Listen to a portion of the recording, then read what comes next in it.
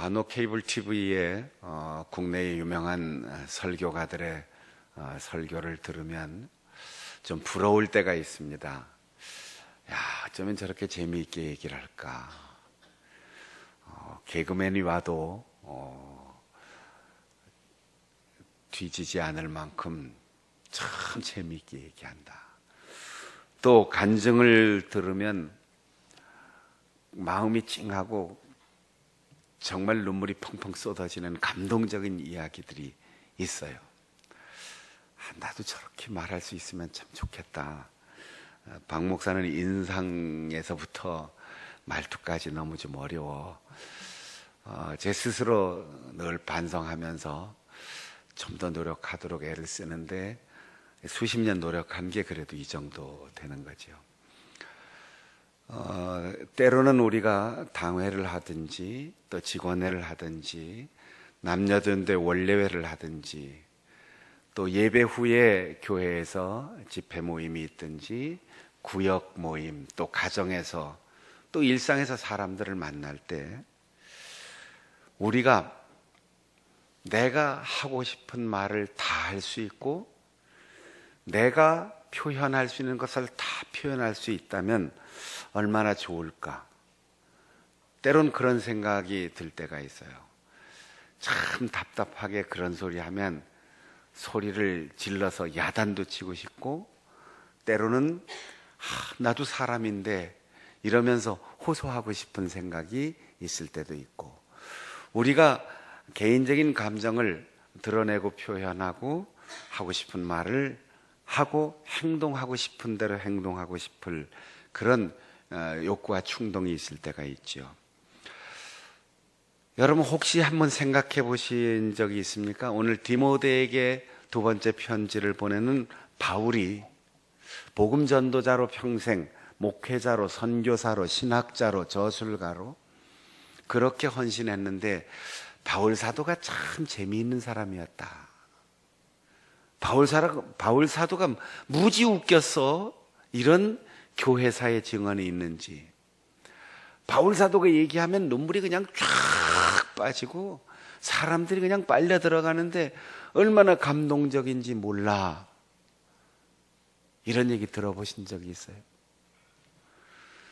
바울 사도는 얼마나 말을 못했는지 글을 읽을 땐 참 힘있고 잘생긴 사람인 줄로 상상했는데 직접 보니까 아예 영 시원찮아.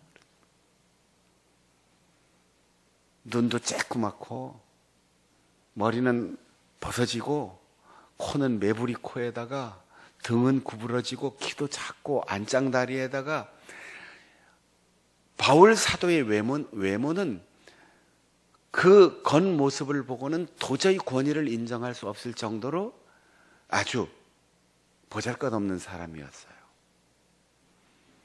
복음서에 보면 예수님을 보면서 당신이 100살도 안 됐는데 무슨 아브라함 이전부터 당신이 있었다고 해. 이렇게 얘기할 만큼 30대에 제법 늙은 것처럼 겉늙은 그런 청년 영감님처럼 보였을 거예요. 외모나 말이나 행동이나 표현 그런 것들이 바울 사도라고 평생 살면서 재미있는 얘기 없었겠습니까? 나도 하면서 자기 자신을 열어놓고 얘기하고 싶은 그런 충동이 없었겠습니까? 오늘 디모데후서 4장 1절에는 바울 사도가 내가 지금 두루마리를 펼쳐놓고 붓을 들고 글을 쓸 때 내가 하소연하는 거 아니고 내가 분노하는 것 아니고 내가 하고 싶은 말 하는 게 아니다. 하나님과 그리스도 예수 앞에서 엄중히 명령한다. 여러분 바울 사도의 이 말 한마디면 우리가 사람을 대할 때 교회에서 예배할 때 회의할 때 서로 만나 대화할 때 어떻게 해야 되는지 중심이 딱 잡히는 거예요. 하나님과 그리스도 예수 앞에서 이 말 한마디면 우리가 예배 시작 전에 저 로비에서도 할 수 있는 얘기를 여기 들어와서 굳이 땡 하고 예배 시작할 때까지 옆에 사람하고 얘기를 해야 되느냐? 하나님과 그리스도 예수 앞에서라는 말 앞에 우리가 예배 시간에 예배 시작하기 전에 담임 목사가 심각하게 조심조심 찬양대원들하고 들어오는데 신문 펼쳐놓고 다리 꼬고 앉아서 신문 볼 수 있느냐는, 하나님과 그리스도 예수 앞에서라는 이 말 앞에 우리가 찬양대 가운을 입고 있다가 화장실 들어갔다가 후닥닥 튀쳐나올 수가 있느냐 말이에요. 예배 시간에 들어올 때 옆 사람하고 툭툭 치고 인사하면서 그렇게 걸어 들어올 수 있느냐는 거예요. 우리가 서로 주식회사를 설립해서 의논하고 돈을 좀 벌고 사회적 이익을 얻고 인심 쓰며 살기 위해서가 아니고 주님이 피 흘려 세우신 이 교회를 섬기기 위해서 의논하는데, 의장 아무개는 잘못됐습니다, 이런 폭언에 가까운 얘기를 할 수 있느냐? 하나님이 나에게 짝지어신 배필 꼭 맞는 내 아내, 내 남편에게, 우리의 자녀에게 그런 표정, 그런 행동으로 우리의 가정을 천국에서 지옥 밑바닥으로 끌고 갈 수 있느냐 말입니다. 우리가 복음 전도자로 부름받고 세움받고 보냄을 받았는데 직장에서 예수 믿는 사람인 것을 감추고 아닌 척하면서 그렇게 살 수 있느냐 말입니다.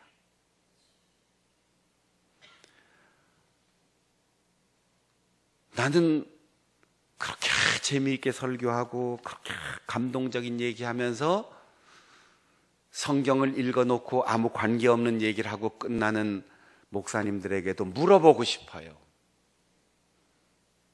나를 포함해서 목사들이 설교할 때 정말 내가 지금 하나님과 그리스도 예수 앞에서 설교자로 서 있는지, 우리 그리스도인들이 목사 앞에서가 아니고 건물 안에서가 아니고 우리가 하나님과 그리스도 예수 앞에서 엄숙하게 그 말씀을 듣는데 그런 태도로 우리가 예배드리고 그런 태도로 우리가 교회를 드나들 수 있는지 묻고 싶어요. 국회의원 한 사람만 만나도 굽신굽신하게 되고 경찰서 앞을 지나도 발걸음이 조심스러워지고, 대통령이 길을 간다고 하면 온 사방 길이 다 막혀도 불평하지 않고 가는데 교회 와서 주차장 빙빙 돌다가 주차 공간 안 나면 그냥 가버리는 어리석음을 범할 수 있느냐는 거예요. 조금 기다리고 조금 양보하고 조금 배려하고 얼마나 수고하느냐고 먼저 가시라고. 우리가 하나님과 그리스도 예수 앞에서 이 말 한마디에 우리의 신앙생활의 기준이 정신 번쩍 들도록 자세를 가다듬게 하지 않습니까? 여러분, 우리가 오늘 수요일 모인 것은 누구누구 만나러 온 게 아니잖아요. 우리가 예배하고 우리가 봉사하고 우리가 섬기고 아무리 굳은 일을 해도 이게 누구를 위해서 하는 일이 아니잖아요. 하나님 앞에서 설거지하고 하나님 앞에서 밥 먹고 예수 그리스도 앞에서 손잡고 예수 그리스도 앞에서 의견을 주고받는데, 요즘 우리 교단 총회를 1년에 한 번씩 하는데 그전에는 교단 총회를 유치해서 교회에서 지방회를 하고 총회를 하고 이걸 영광으로 알고 교회가 서로 우리 교회 와서 총회해달라고 했는데 지금 총회할 장소가 없어요. 그래서 서울신학대학 강당을 빌려서 총회를 하는데 이유가 뭐냐? 전국에서 뽑힌 목사 장로들이 모여가지고 사대질하면서 막 내가 잘났다고 내가 옳다고 서로 언성을 높이는데, 신자들이 봉사하러 와서 쓰레기 줍고 음료수병 가져가고 또 간식 나눠드리고 이러다가 천사들이 모이는 줄 알았더니 목사 장로 모여가지고 저렇게 한다면 우리 교회의 신앙생활에 손해인데, 그래서 이제 교회를 열어주는 데가 없어서 총회를 못해. 지방회를 하고 총회를 하고 원례회를 하고 직원회를 하고 당회를 하고 가정예배를 드리고, 우리의 모든 일상에 딱 이 한마디를 여러분 대입하세요. 인색해질 때, 서운해질 때, 미워질 때, 분노할 때, 말하고 싶을 때 다 같이 따라해 보겠습니다. 하나님 앞에서, 그리스도 예수 앞에서 엄히 명하노니,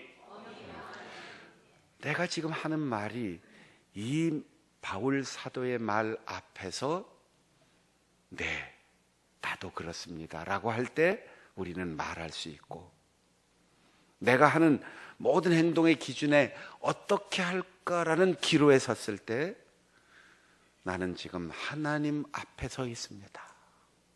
내가 지금 그리스도 예수 앞에 여기 서 있습니다. 이 말 한마디면 우리가 가야 할지 말아야 할지, 말해야 할지 침묵해야 할지, 행동해야 될지 기다려야 될지 분명한 기준이 설 것입니다. 바울 사도처럼 매일 매순간 갈림길, 선택의 기회가 우리에게 올 때마다 나는 지금 하나님 앞에 있습니다. 나는 지금 그리스도 예수 앞에 있습니다. 아들도 내어주신 그분 앞에서 우리가 무엇을 잘했다고 얘기할 수 있겠어요? 십자가에서 살찢고 피 흘려 우리에게 목숨을 내어주신 주님 앞에서 내가 무엇을 더 달라고 말할 수 있겠습니까? 감사합니다. 오직 감사합니다. 용서해 주시옵소서. 회개와 감사밖에 우리는 표현할 길이 없어요. 그래서 바울 사도는 이 구원의 은총을 깨닫고 누리고 경험하고 확신했다면 그 복음을 전하는 자로 부름받은 사실을 알아라. 그리고 이 복음을 전하는 전도자로서 굳게 서야 하는데 핑계 없이 서라 그랬어요. 우리는 핑계의 후손이에요. 제가 자주 얘기했죠. 제가 신학교 들어갔을 때 시험을 치고 났는데 교수님 보고, 교수님 저는 목회를 지금 하는데 지난 주간에 부흥회를 하느라고 레포트를 못 해왔습니다. 시험을 못 쳤습니다. 좀 봐주세요. 기회를 주세요. 그러면 어느 교수님이 야, 이 핑계의 후손들아, 너네 할아버지가 누구냐? 여자 때문에 선악과 먹었습니다. 하나님이 만드신 뱀 때문에 먹었습니다. 야, 이 핑계의 후손들아. 우리는 핑계는 기가 막히게 천재처럼 만들어내요. 때가 아닙니다. 돌아보니 시간이 늦었습니다. 타이밍을 놓쳤습니다. 아직은 때가 아닙니다. 제 때가 아닙니다. 무얼 딴 걸 해야 됩니다. 다음 기회에 헌신하지요. 핑계가 수없이 많아요. 바울 사도는 때를 얻든지 못 얻든지 핑계하지 말고 꾸준하고 긴급한 마음으로 항상 힘쓰라 그랬어요. 우리 전도위원회만 한번 손 들어보세요. 전도위원회 위원들. 네. 가슴에 손을 얹고 이렇게 얘기해 봅시다. 핑계 없이, 핑계 없이, 핑계 없이. 그래요. 우리가 뭐 수요일날 나오든 화요일날 나오든 평소 생활 속에서 전도하든 핑계는 수없이 많아요. 그러나 바울 사도는 핑계보다 더 급한 게 있다. 핑계할 일보다 더 꾸준히 변함없이 집념을 가지고 해야 할 일이 있다. 그것이 바로 전도자의 직무다. 제가 전에 있던 교회에 속한 지방에 어떤 장로님은 예배를 언제 참석하는지 몰라요. 교회가 커서 1부에서 5부까지 쫙 있으니까 어디 참석하는 것 같은데 보면 예배와 예배 사이에 왔다 갔다 돌아다니시다가 예배는 참석을 잘하는. 근데 당회는 개근한대. 당회는. 그 교회 목사님은 청심환 먹고 당회에 들어간다는 거지. 여러분 거꾸로 해야 되잖아요. 회의는 나 없어도 말 잘하는 사람 다 있고 예배는 나 없으면 하나님이 섭섭해 하실 텐데 그런 사람이 있으면 목사가 당회에 들어가면서 우왕청심환 먹을 이유가 없잖아요. 당회하고 나면 마음이 편안하고 위로가 되고 희망이 넘치고 기분이 좋고 그래서 속상하고 힘들고 어려운 일이 있다가도 당회 끝나고 나면 아유 개운해. 장로님들이 다 맡아서 분담해서 일 잘해 주시고 또 당회하면서 목사 격려해 주시니 얼마나 좋아. 청심환보다 더 반가운 얼굴, 청심환보다 더 즐거운 이야기가 오고 가는 그런 설탕 당회가 되어야 되잖아요. 설탕 직원회가 되어야 되잖아요. 우리가 예배 드리는 것 자체가 스트레스가 되고 아 정말 힘들어. 웬 예배가 이렇게 자주 돌아오는 거야. 이러면 우리는 지금 잘못된 길을 걸어가고 있는 거지요. 웬 핑계가 그렇게 많아요. 핑계 없이 전도자의 직무를 쫙 우선해 놓고 사역할 수 있는 여러분들 될 수 있기를 바랍니다. 두 번째, 하나님 앞에서 그리스도 예수 앞에서 명령하는 것은 핑계 없이 권하라 그러죠. 권하라. 여기 권하라는 말은 크게 소리 질러라는 거예요. 여러분 집에서 결혼하고 살아온 삶이 얼마나 되십니까? 제가 여자분들한테만 물어볼게요. 한 10년 살았는데 이제는 사랑해 이런 거 지겨워. 아유 듣기 싫어. 그래요? 그런 분들이 꽤 있는 것 같아요. 자, 우리 할아버지들한테 한번 여쭤볼게요. 손자가 아무 뜻도 없는 소리를 그냥 1년씩 해대는데 듣기 싫지요?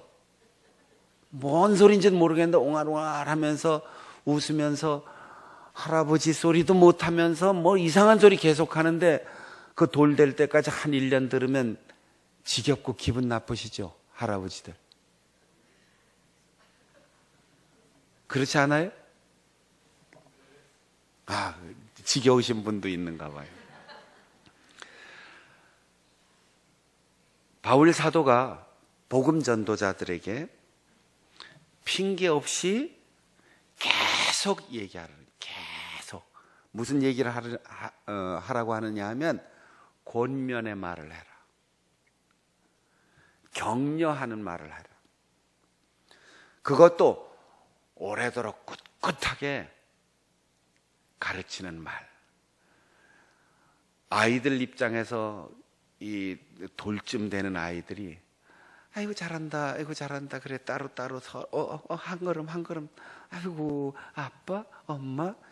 이거 100번씩 막 자꾸 하면 아이들이 지겨워할 테죠? 아니에요. 그렇게 가르쳐줘야 말이 빠른 거예요. 여러분 말을 빨리 배우고 말을 제법 잘하는 아이들은 대부분 할아버지 할머니하고 같이 사는 아이들이. 엄마 아빠가 아무리 돈을 많이 벌어도 두 내외가 다 같이 돈 벌어서 집이 엄청나게 부자라도 같이 마주 앉아 얘기해주는 부모와의 시간이 없으면 언어 발달이 느려요. 근데 할아버지 할머니가 같이 있으면 아이고 사투리를 쓰든 표준말이 되든 안 되든 쓸데없는 말을 자꾸 하든 아이들이 일찍 말을 배우게 돼요. 그래서 대가족 속에서 사는 아이들이 언어를 빨리 배우고 사고 능력이 빨리 발달해서 공부도 잘하는 거예요. 일찍 무슨 노란 버스 타고 일찍 무슨 학원을 보내고 그래서 좋은 학교 가는 게 아닙니다. 엄마 아빠가 계속 반복해서 엄마 아빠의 인격을 실은 언어로 얘기를 많이 해줘야 돼요. 그러지 않으면 돈을 많이 벌고 세상에서 출세하고 맞벌이하는 부부로서 성공해도 나중에 자녀들 때문에 속 썩게 됩니다. 그러니까 어린 아이들부터 한 번, 두 번 변함없이 엄마 아빠가 피곤하고 바빠도 마주 앉아서 계속해서 교회 가는 것은 당연하고 교회에서 내준 숙제가 우선이어야 하고 성경 암송하는 것이 팝송 배우고 연예인들 따라하는 것보다 더 중요하다는 사실을 끊임없이 강조해 줘야 돼요. 그래야 여러분의 성공의 노후가 평안하게 보장되는 겁니다. 돈을 많이 버는 것보다 자식 잘 기르는 게 더 중요하고 사회적 명예와 지위를 얻는 것보다 가정을 건강하게 지키는 것이 더 중요하기 때문입니다. 교회에서는 여러분이 어떤 직분을 받았어도 반드시 전도자의 직무가 포함되어 있다는 사실을 잊지 말아야 돼요. 저도 우리 동네 산책하러 자주 다니지만 내가 길을 걸어갈 때 저 사람이 장충단교회 목사인데 이거 우리 동네 사람들이 다 알지요. 그러기 때문에 고개 숙이고 걷지 않습니다. 비틀비틀 갈지자로 걷지 않습니다. 추리닝 입고 모자 쓰고 산책을 나가도 고개 세우고 당당하게 걸으려고 애쓰고 혹시나 하고 옆에 식당이나 쇼윈도에 제 모습 비춰보면서 제가 신경 쓰면서 걷습니다. 왜냐하면 아이고 목사가 그렇게 쭈그리고 다니는데 뭐 그 교회 다녀서 무슨 재미가 있겠어. 아니면 식당 가서 밥을 먹어도 조금 참아주고 조금 기다리고 조금 여유 있게. 그래서 다른 사람들이 저 사람 누구야? 장충단교회 장로님이래. 장충단교회 권사님이래. 그러면 우리가 어느 한 사람을 내가 전도하지만 내가 지금 전도하는 건 마지막 결실을 얻을 뿐 그 전에 누군가 계속 씨를 뿌리고 갖고 온 사람들이 있어요. 근데 우리의 잘못된 행동 하나가 언젠가 누가 전도할 때 그 앞을 가로막는 장애물을 미리 놓을 수 있기 때문에 내가 오늘 직접 전도하지 못해도 누군가 그 사람에게 복음을 전할 때 아이고 그때 그 사람 보니까 난 교회 갈 맛 없어. 이렇게 장애물을 놓는 존재는 되지 말아야 되지요. 세 번째, 신중하게 고난을 받으라. 왜 고난을 받는데 고통스럽고 비명을 지르면서 고통을 참아야 되는데 신중하게. 고난의 의미가 있는가? 이것이 주님을 위한 고난인가? 그러면 피하고 싶어도 피하지 말아야 하고 의미 없는 고통, 내 잘못 때문에 고난을 겪는 것이라면 빨리 회개하고 돌아와야 되기 때문에 이 양자 사이의 차이를 분별하려면 신중하게 사안을 보아야 된다는 거예요. 자기가 고통당하면 아이 재수없어 이렇게 하고 회개를 안 한다고요. 남이 고통받으면 다른 사람의 고통을 바라보면서 뭘 숨겨놓은 죄가 있는가 보지 이렇게 남을 비난하기가 일수예요. 고난 앞에서 우리는 침착하게 분별력을 가지고 그 고난을 잘 감수할 것인가 아니면 회개하고 용서받아야 할 것인가, 그걸 분별해야 된다는 거죠. 여러분, 고통 없이 생명을 출산하는 법은 없습니다. 반드시 고통이 있어야만 이 땅에 생명이 태어나요. 근데 요즘 이 고통을 안 겪으려고 그러잖아요. 누군가를 위하여 희생하기 싫으니까 혼자 살겠다는 거죠. 다음 세대를 위하여 희생하기 싫으니까 부모가 되지 않겠다는 거죠. 우리의 부모님이 그런 길을 선택했다면 지금 내가 여기 있겠습니까? 저는 우리 결혼 주례를 부탁하러 오는 젊은이들에게 제일 먼저 반드시 하는 얘기가 있어요. 아직 아기를 갖지도 않은 미혼의 젊은 남녀가 결혼식 날짜 잡아놓고 인사하러 오면 제일 먼저 해야 될 일은 아기 낳는 거다. 아직 갖지를 않았고 아직 잉태되지 않았다는 이유로 너희들 마음대로 다음 세대의 인생을 설계하지 말아라. 태어날 아이들을 너희들은 빨리 태어나게 해줘야 된다. 그래서 엄마 아빠가 한 살이라도 젊을 때 아이들을 잘 돌보고, 늦으면 늦을수록 나쁜 부모가 된다. 그러니까 아예 안 낳을 거 아니라면 반드시 태어날 아이를 위하여 일정을 맞춰줘라. 너네들 삶의 일정에다가 아이 낳는 거 맞추지 말아라. 얼마 전에 저를 찾아온 전에 있던 교회 집사님이 아이들을 다 커서 결혼하게 되면 목사님이 주례해 주셔야 돼요. 저한테 그렇게 부탁하면서 자기 기도 제목이 있다는 거예요. 뭔 기도 제목이냐고 하니까 젊은 사돈 만나게 해달라고 기도한답니다. 이건 무슨 뜻인지 알겠어요? 나이가 많으니까 손자 손녀 보기도 힘들다는 거죠. 그러니까 자기가 나이 많아서 애를 늦게 낳는데 돈이 많고 뭐 유명한 가문이고 이런 거 하나도 필요 없이 무조건 젊은 사돈 만나게 해 주시옵소서, 이렇게 기도한다는 거예요. 여러분, 이 부모의 속도 모르고 요즘 젊은 애들이 아직 태어나지 않은 아이들의 권리를 미리 뺏어요. 그러니까 너네 늦게 나와, 늦게 나와. 이래서 우리 사회에 지금 문제가 생기는 거예요. 빨리 나오라고 해야지. 우리가 초청할 우리의 자녀들 빨리 세상에 나와서 멋지고 행복하게 살아갈 수 있도록 빨리 초청해 주시는 것이 부모가 되는 사람의 임무인 거죠. 고통 없이 누가 출산할 수 있습니까? 고통과 희생 없이 어떻게 자식을 기를 수가 있습니까? 너무 이기적으로 살려고 하지 말고, 부부가 될 때 아내를 위해서 내가 손해볼 것 각오하고, 남편을 위해서 내가 손해볼 것 각오하고, 그래야 행복한 부부로 살 수 있고, 자식을 위해서 내가 희생할 각오가 돼 있어야 올바르게 사랑받으며 잘 성장하는 자녀들이 우리의 다음 세대를 책임지는 거죠. 이것을 직무라고 해서 직무. 우리는 이 직무를 계급처럼 생각해요.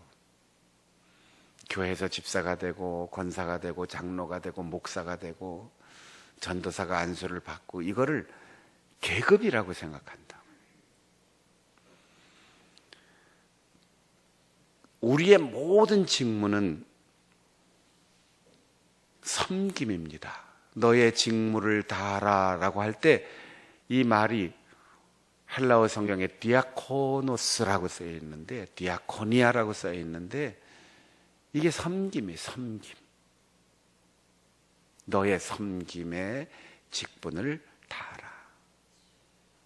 장로님들도 섬김의 직분, 권사님들도 섬김의 직분, 집사님들도 섬김의 직분, 복음을 전하는 것도 권위적인 명령이 아니라 한 사람의 영혼을 이 땅에 출생시키기 위한 어머니와 같은 마음의 섬김으로 그들에게 다가서야만 한 생명이 출생되는 그 보람과 기쁨을 느낄 수 있습니다.